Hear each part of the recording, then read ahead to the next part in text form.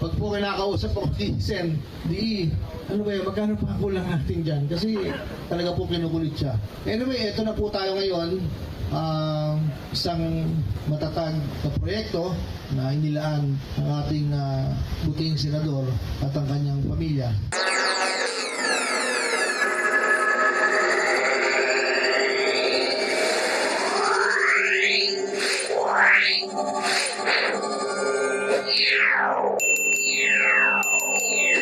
Sa gitna ng flood control scandal, isa na namang video ang lumutang sa tila ugnayan ni Senador Joel Villanueva at controversial District Engineer Henry Alcantara.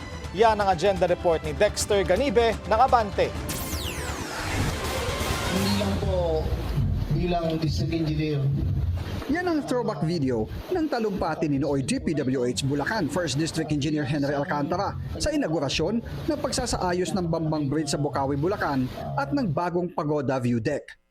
Dito, ikinuwento ni Engineer Alcantara ang pangungulit sa kanya ni Senator Joel Villanueva para sa kakailanganing budget upang maayos ang tulay at maitayo ang view deck sa tabi nito. Pag po kinakausap ako si Sen, ano ba yun, magkano pa kulang natin dyan? Kasi talaga po kinukulit siya. Anyway, eto na po tayo ngayon. Isang matatag na proyekto na inilaan ng ating buting senador at ang kanyang pamilya. Sa report ng Philippine News Agency, kabuang 68.84 million pesos ang nilaang budget para sa nasabing proyekto na sinimulan noong 2019. Ayon kay Alcantara, ang Top Notch Construction ang gumawa ng proyekto. Isa ang top notch sa 15 kontratista na pinangalanan ni Pangulong Bongbong Marcos na nakakuha umano ng pinakamalaking budget sa flood control projects. Una nang dumistansya si Villanueva sa issue ng maanumalyang flood control projects na nadiskubre sa Bulacan.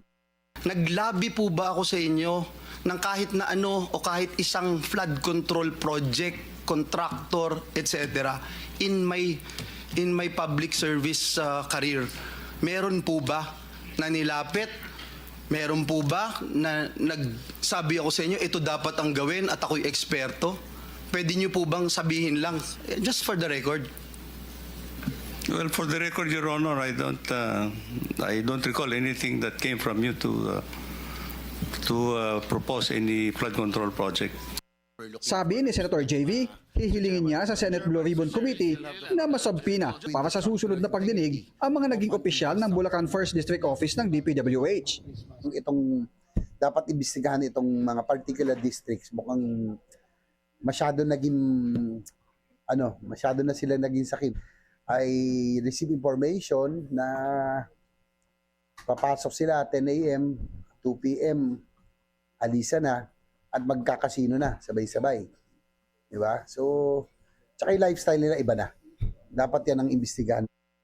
Una nang sinabi ni Senator Panfilo Lacson na maaring may mga senador ang nakinabang sa mga infra project ng pamahalaan. Kaya may rekomendasyon siya sa Malacanang kaugnay ng isumbong sa Pangulo website.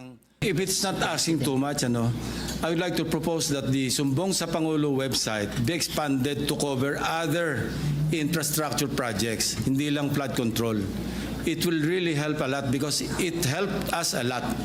Kasado na sa Lunes ang ikalawang pagdinig ng Senate Blue Ribbon Committee sa mga anomalya sa flood control project ng gobyerno.